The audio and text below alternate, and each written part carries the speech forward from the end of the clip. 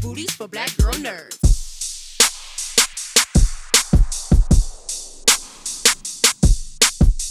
Hi, Cynthia. Good to see you Hi. again. Yes, good to see you too. How are you? Good, good. Always a pleasure to talk to you. Thank Yes, you so much for taking the time to speak to Black Girl Nerds. Really appreciate it. always. So, The Accountant, The Accountant and The Accountant 2, this franchise has become a favorite among fans in the action thriller space. What excited you the most about returning back to this franchise? Um, I just knew that there was more story to tell. I mean, I knew that the desire and the intention was to, continue this story beyond the events of the first movie, and even the way it's sort of kind of is left at the end, you do wonder kind of, well, what happens to all of these characters, beyond what we see in the first film. So when I got the call, it definitely was, it took a little longer than, than everybody had hoped and thought. And that's true for audiences as well. I would always get stopped and be asked like, hey, are they going to make a sequel? And what's going on with that? And I myself didn't sort of know what that would look like when it eventually happened. But certainly when I got that call, I was ecstatic because I thought, all these years later, I still have more to sort of explore with the character of Marybeth Medina, and this movie definitely puts her through her paces, as they say. And how would you say Mary Beth has evolved since the first film?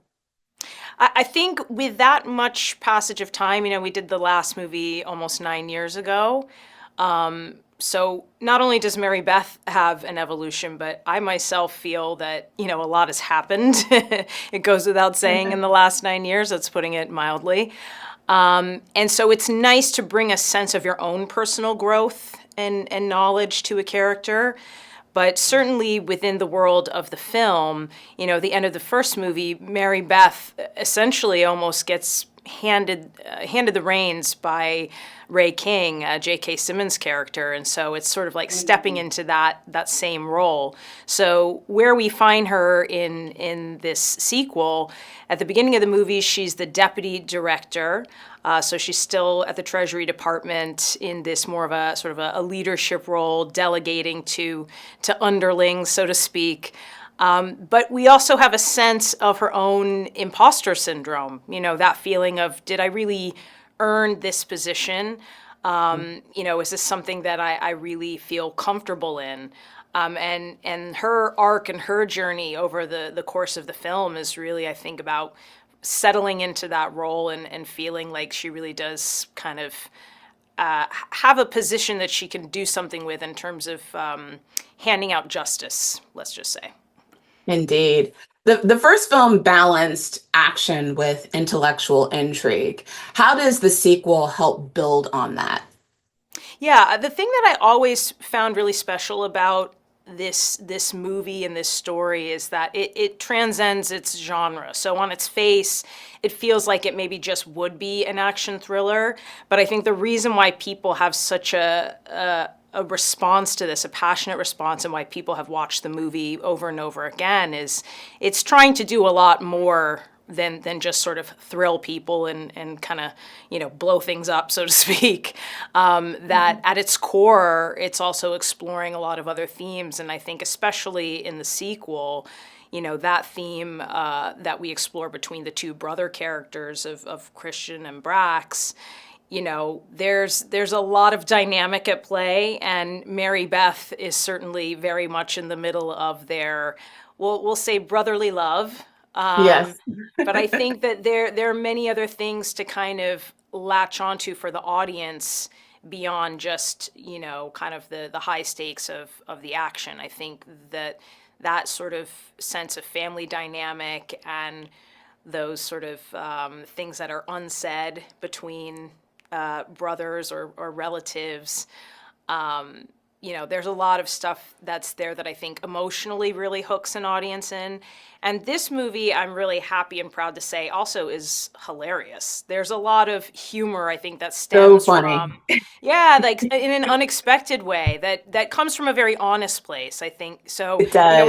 we're not playing it for the laughs, but I think just in the way that people find themselves in uncomfortable and awkward scenarios or relationships, there's a lot of humor that comes from that for sure.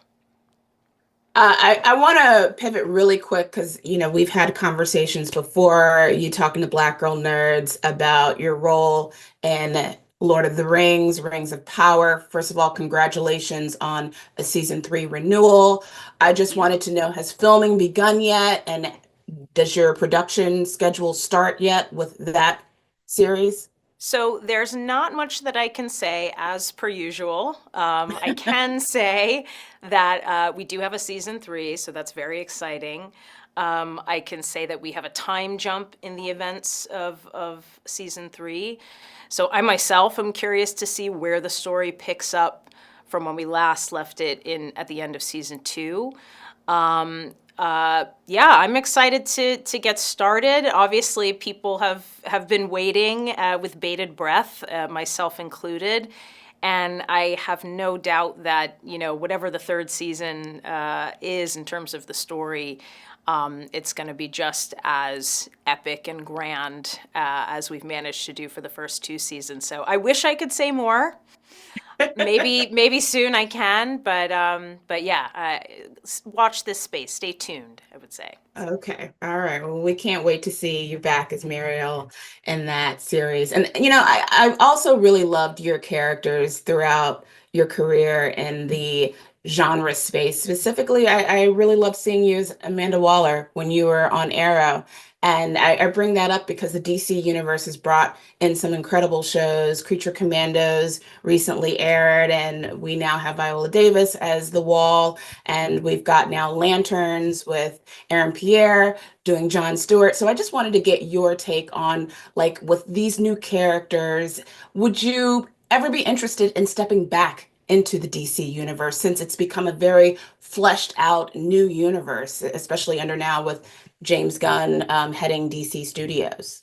DC, call me. I'm ready. Let's go. Absolutely. I am very proud of the fact, as a Black girl nerd myself, to have had as much opportunity in the genre space, because I just think that there's just such a vast world to get to play in, and it never feels boxed in or limited. In fact, it's the opposite. It's very liberating and freeing, and I've, beyond my wildest dreams, gotten to play, a range of characters that feel, yeah, just really limitless in their capabilities and the way that they're represented and how they move around in the world, real or imagined.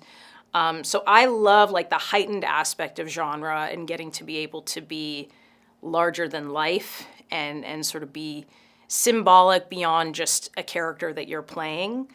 So yeah, I mean, I would love to get to play in the DC waters again. And as a fan myself, I'm looking forward to all those things that you mentioned. So yeah, we'll see.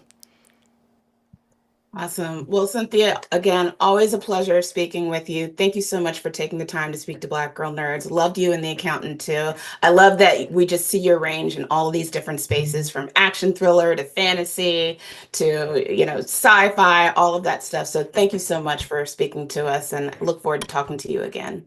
Thank you. See you very soon. All right. Take care.